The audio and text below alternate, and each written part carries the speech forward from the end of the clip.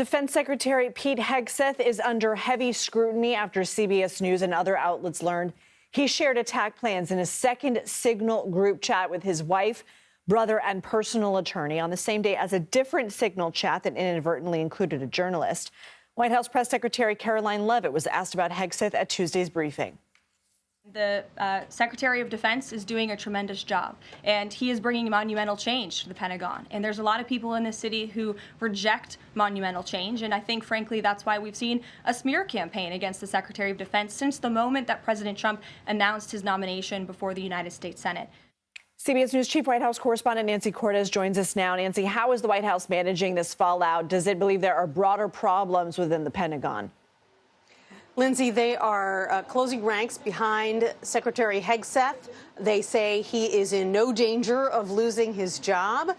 The president himself yesterday said that Hegseth is doing a great job and that he's making big changes at the Pentagon, and that when that happens, you are inevitably going to create some enemies. Never mind the fact that the people at the Pentagon who were relieved of their duties were members of Hegseth's inner circle, who had been close to him for years. So you would assume of anyone in that Pentagon, they would be the ones who were most bought into his vision and wanted to help him achieve it.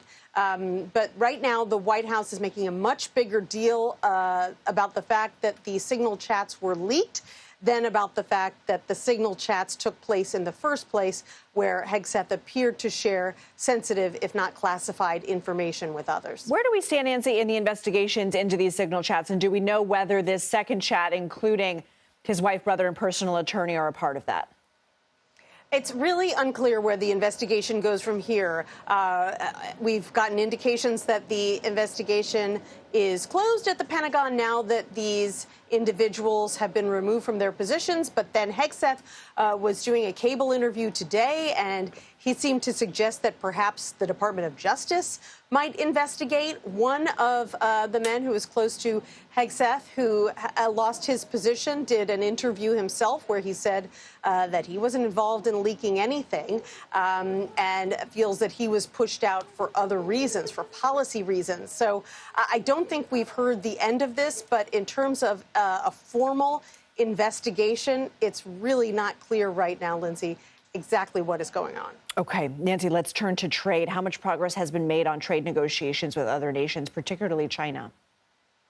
The White House insists that they're making plenty of progress, that they have gotten formal offers from nearly 20 different countries. But in terms of actual deals, we have not seen evidence of that yet, despite the fact that the president just a short time ago in the Oval Office said that everything is going well. He also said he expects to speak with his Chinese counterpart, President Xi, sometime soon. And yet when he was asked, are there any conversations set up, he said no, but that he just has a very good relationship with Xi, and he thinks that they will work something out that both sides will be happy with.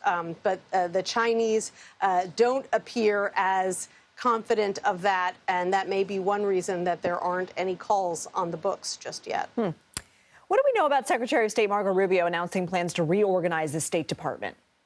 Yeah, this could result in some pretty major changes at the State Department. He announced today that there is going to be this reorganization. We're hearing that about 20% of the staff at the State Department could be let go.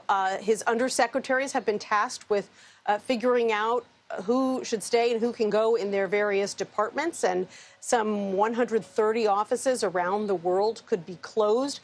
Secretary of State Rubio says that this is all designed to make the State Department more agile. He says that the bureaucracy at the department has hindered it when it comes to achieving the core missions of the State Department. But we're still waiting to see what that means for various departments at state, and what would stay and what would go. Okay, Nancy Cortez, thank you.